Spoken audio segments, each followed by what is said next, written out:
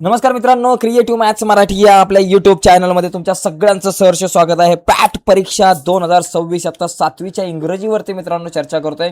चला जाऊयात पटकन पुढे जाण्याच्या अगोदर एक रिक्वेस्ट आहे, नवीन असाल मित्रांनो आपल्या चॅनलवर, अजूनपर्यंत चॅनल सबस्क्राईब नसेल केला तर पटकन चॅनल सबस्क्राईब करून त्या बाजूचं बेलचं बटन दाबायला विसरू नका.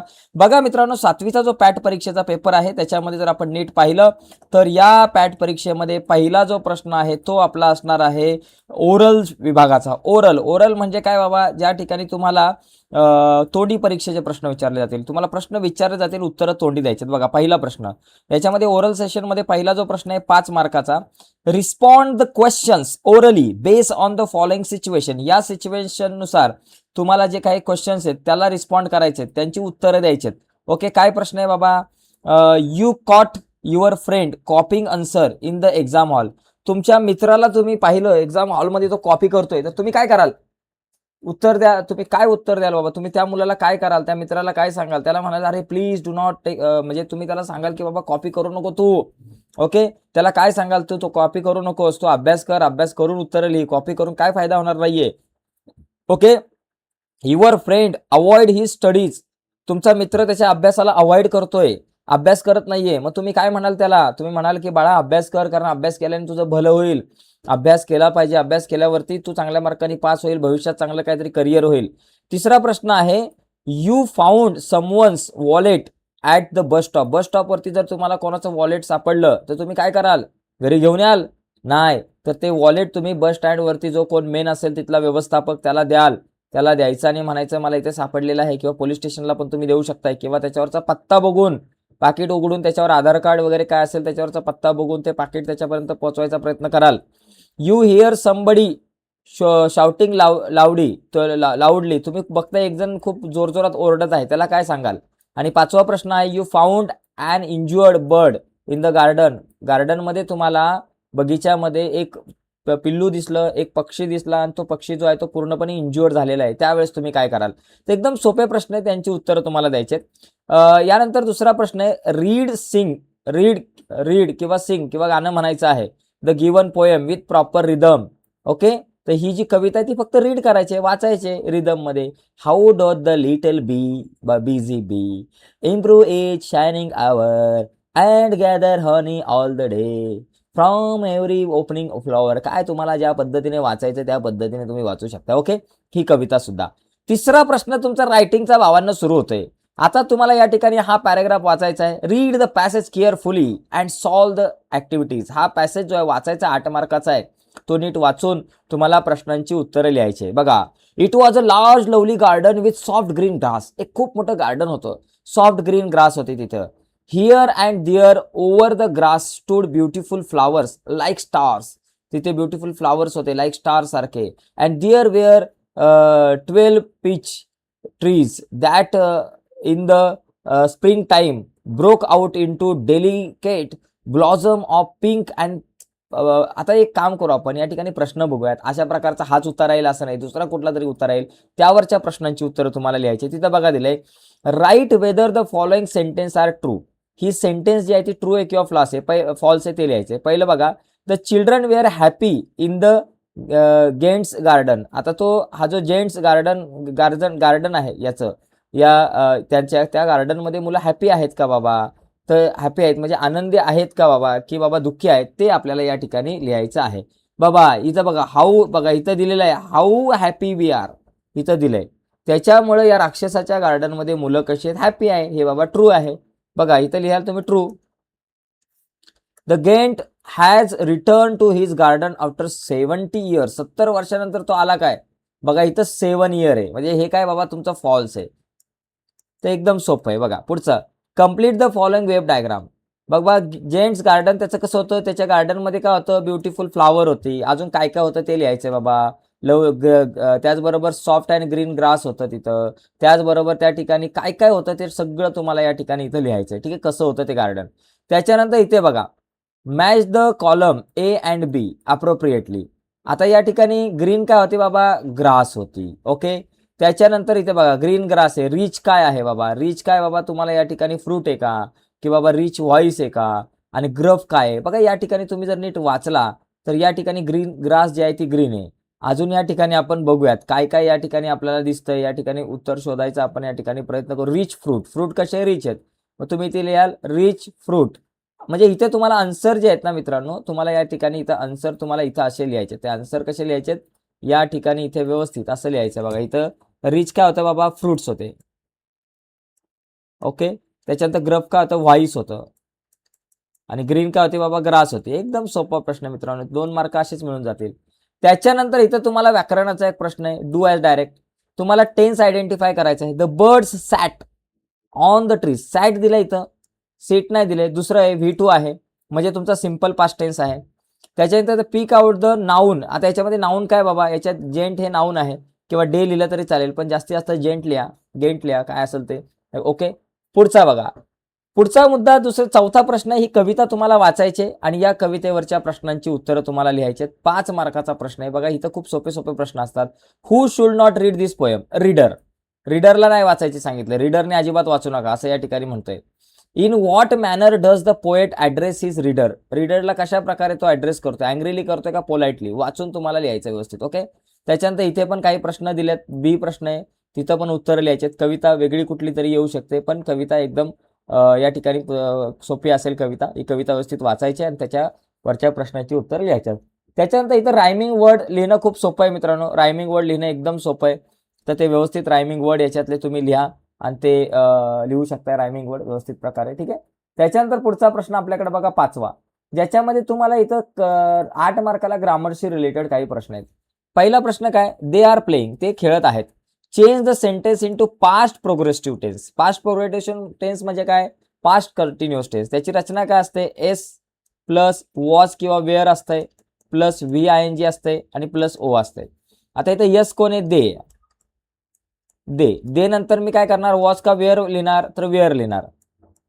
आणि नंतर क्रियापदाला ING म्हणजे प्लेला ING, प्लेइंग. बस एवढाच विषय, जास्त टेन्शन नाही. पुढचं बघा, change the sentence into past perfect tense. Past perfect टेन्सची रचना काय, S plus V2 plus sorry नाही, यस प्लस हॅव किंवा हॅड. यस प्लस हॅड येतो.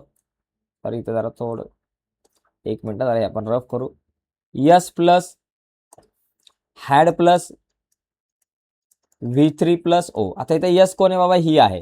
ही नंतर हॅड येणार आणि त्याच्यानंतर V3 क्रियापदाचं तिसरं रूप इथं पास आहे, ऑलरेडी तिसरं रूपच आहे, पास द एक्झामिनेशन.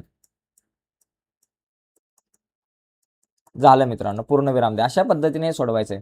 आता यांना निगेटिव्ह करायचंय. Boys are playing, boys are not playing a game, किंवा बाबा Pinky has finished her work, Pinky has not finished her work. इथं बघा, इथं असं दिलं नाहीये, मिनिंग बाबा त्याचा बदलला नाही पाहिजे. विदाउट चेंज मिनिंग लिहिलं नाही, त्याच्यामुळे तुम्हाला या ठिकाणी कसंही तुम्ही हे करू शकताय. पुढचा प्रश्न इथं बघा, या ठिकाणी identify underline verb in the following sentence are transitive किंवा इनट्रान्झिटिव्ह. ट्रान्झिटिव्ह आहेत की इनट्रान्झिटिव्ह ते तुम्हाला या ठिकाणी लिहायचं आहे. त्यानंतर इथे बघा, identify underline object has direct किंवा इनडायरेक्ट ऑब्जेक्ट आहे. हे तुम्हाला याच्यातले डायरेक्ट ऑब्जेक्ट आणि इनडायरेक्ट ऑब्जेक्ट जे आहे ते शोधायचं आहे. Okay, miss Desai teaches us English. Okay, त्याच्यानंतर इथं तुम्हाला ते फक्त लिहायचं डायरेक्ट आणि इनडायरेक्ट ऑब्जेक्ट. पुढचा बघा, या ठिकाणी 6वा प्रश्न आहे. ही जी डायग्राम आहे, ही डायग्राम तुम्हाला नीट बघायची आहे आणि त्याच्यावरून प्रश्नांची उत्तरं लिहायची आहेत. जसं की ए प्रश्न आहे, find compound word from the picture. Compound म्हणजे ते मिश्र बनलेले, म्हणजे कंपाऊंड वर्ड म्हणजे काय, 2 शब्दांपासून एखादा शब्द तयार झाला असेल तर त्याला आपण म्हणू शकतो कंपाऊंड वर्ड. आता याच्यामध्ये शोधायला इथं मला दिसत नाही, कोऑर्डिनेट किंवा बघा इथं हार्ड वर्किंग. बघा, एक हार्ड वर्किंग एक शब्द आहे, हार्ड आणि वर्किंग दोघांपासून तयार झालाय compound word. Find opposite word of the following. आता अपोजिट वर्डची एक पेअर या ठिकाणी तुम्हाला इथं शोधून लिहायची आहे. याच्यामधूनच अपोजिट वर्डची पेअर म्हणजे 2 अपोजिट वर्ड एकमेकांच्या असलेले तुम्हाला या ठिकाणी इथं लिहायचे. याचबरोबर तुम्ही कंपाऊंड मध्ये फुटबॉल सुद्धा लिहू शकताय. ओके, त्याच्यानंतर इथं arrange the following word in alphabetical. हे खूप सोपं आहे मित्रांनो. इझीला बघा, इथं इझीला तुम्हाला या ठिकाणी इझीला तुम्हाला काय करायचं आहे, अपोजिट वर्ड. इझीला अपोजिट वर्ड बघा, इथं हार्ड आलेलाच आहे, हार्ड. त्याच्यानंतर अरेंज द फॉलोइंग वर्ड. आता याच्यामधून फॉलोइंग वर्ड जे आहेत ते तुम्हाला अल्फाबेटिकल ऑर्डरमध्ये लिहायचे. आता काइंडची सुरुवात के पासून झाले, जोक्सची सुरुवात जे पासून झाले, फोकसची सुरुवात एफ पासून आणि अँगलची ए पासून. ABCD मध्ये पहिला कोण येतो? ए येतो. मग पहिला अँगल हा शब्द येईल तुमचा, सॉरी एगिल हा शब्द येईल. मला अँगल दिसला, काय प्रॉब्लेम नाही. त्याच्यानंतर काय येईल बाबा? ABCDEF, एफ येतो म्हणजे फोकस 2 नंबरला येईल. नंतर ABCDEFGHI जे नंतर येईल 3 नंबरला आणि के चा काइंड 4 नंबरला शब्द येईल. ओके, असं लिहायचं, बाकी काय टेन्शन नाही.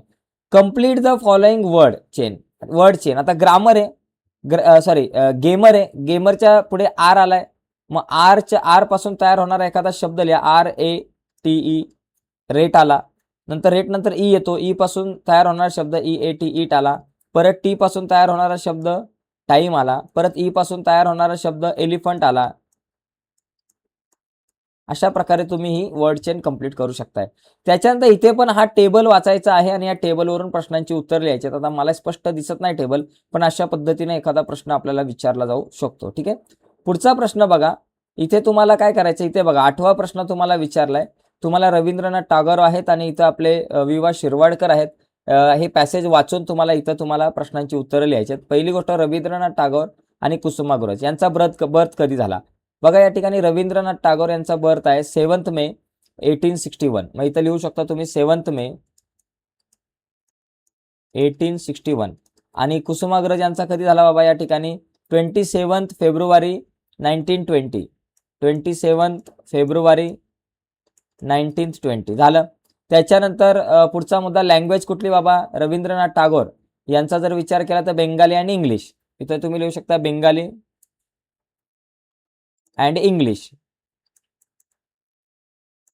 बेंगाली आणि इंग्लिश या ठिकाणी हे लिहू शकता रवींद्रनाथ टागोर यांच्यासाठी. आणि कुसुमाग्रज यांची जी भाषा आहे तर ती भाषा तुम्हाला लिहिता आली पाहिजे मराठी. विवा शिरवाडकर यांची मराठी. त्यांनी मराठीमधून लेखन केलेलं आहे खूप मोठ्या प्रमाणामध्ये, मग तिथं मराठी लिहायचं. पुढे बघा, स्टेट. यांचा स्टेट कुठला? वेस्ट बेंगाल आहे. इथं दिलेलं आहे बघा, इथं दिलेलं आहे वेस्ट बेंगाल स्टेट आहे. मग इथं लिहायचं वेस्ट बेंगाल. आणि इथं आपले महाराष्ट्र. लिटररी वर्क यांनी काय लिहिलेलं आहे बाबा? यांनी जर बघितलं, तुम्ही बुक गीतांजली हे पुस्तक लिहिलं, पोएट्री बुक गीतांजली पुस्तक. आणि यांनी काय लिहिलं बाबा? यांनी लिहिलेलं विशाखा आणि नटसम्राट हे नाटकं लिहिलेत. नटसम्राट हा काव्यसंग्रह आहे, सॉरी विशाखा काव्यसंग्रह, नटसम्राट नाटक आहे. अवॉर्ड्स काय काय मिळालेले बाबा? यांना रवींद्रनाथ टागोर यांना नोबेल प्राइज मिळालेला आहे आणि इथं यांना ज्ञानपीठ पुरस्कार मिळालेला, ज्ञानपीठ अवॉर्ड मिळालेला आहे. डेथ कधी झाला बाबा? यांचा डेट 7 ऑगस्ट 1941 आणि इथे 10 मार्च 1999 असा आहे. ओके, पुढे बघा, ही जी सायकल आहे, write a note of thanks to your parents receiving a new bicycle as a birthday gift. Birthday gift एक बायसिकल म्हणून तुम्हाला तुमच्या पालकांनी दिलेली आहे, तर ती नोट लिहायचं, थँकिंग नोट. इथं तारीख लिहायची बाबा आणि लिहायचं थँक्यू व्हेरी मच डिअर पप्पा and Maugham for giving me this for gift me this bicycle. अशा प्रकारे तुम्ही तो थँक्यू नोट तुम्हाला लिहिता येईल, तुमच्या शब्दामध्ये इथं लिहायचं आहे. त्याच्यानंतर ट्रान्सलेट करायचं आहे. ओके, इथं तुम्हाला या ठिकाणी हे जे काही शब्द दिले, आता या ठिकाणी ट्रान्सलेशन करत असताना एक गोष्ट लक्षात घ्यायची. ट्रान्सलेशन तुम्हाला मराठी हे जे काही इंग्रजी शब्द दिलेले आहेत, या इंग्रजी शब्दांचे तुम्हाला मराठीमध्ये अर्थ तुम्हाला या ठिकाणी लिहायचे आहेत. आणि अतिशय सोपा प्रश्न असतो हा, तसं बघायला गेलं तर या प्रश्नामध्ये जास्त काय अवघड आपल्याला नसते. म्हणजे सोपे काही पहिले शब्द दिले जातात, तर हे शब्द सगळे तुम्हाला नीट वाचायचे आहेत, चारीच्या चारी. आणि त्या 4 शब्दांमधून कुठल्याही 2 शब्दांचे तुम्हाला या ठिकाणी मराठी अर्थ या ठिकाणी सांगायचे आहेत. चला, या ठिकाणी तुम्हाला जर येत असेल तर तुम्ही या ठिकाणी चॅट बॉक्समध्ये सांगा की बाबा यांचे मराठी अर्थ काय, तुम्ही चॅट बॉक्समध्ये सांगू शकता. एकदम सोपं आहे. चला, कोणाला येतंय त्यांनी प्लीज चॅट बॉक्समध्ये फटाफट सांगा. बघा किती जण चॅट बॉक्समध्ये सांगतायत यांची उत्तरं. ओके, यस, झटपट पटापट. पहिला शब्द विक्ट या शब्दाचा अर्थ काय बाबा? विक्ट म्हणजे दुष्ट किंवा वाईट, आपण त्याला म्हणतो बघा, दुष्ट म्हणतो किंवा वाईट आहे. ओके, रॉक म्हणजे काय? खडक किंवा दगड आपण म्हणतो. चला, हॉनी म्हणजे काय? हॉनी म्हणजे मध. त्याच्यानंतर फनी म्हणजे काय? विनोदी किंवा मजेदार आपण म्हणू शकतो. ओके, त्याच्यानंतर बघा, ट्रान्सलेट द फ्रेजेस. आता इथं बघा, यांना तुम्हाला मराठीमध्ये हे करायचं आहे. The great scientist of India, भारताचे महान शास्त्रज्ञ. मेलोडियस साऊंड्स ऑफ, या ठिकाणी मृदंगम मृदंगम मृदंगम म्हणजे मृदंग या ठिकाणी आपण म्हणू शकतो मृदंगाचा मधुर आवाज. त्याच्यानंतर ब्ल्यू वॉटर ऑफ द ऑकेन समुद्राचे निळे पाणी.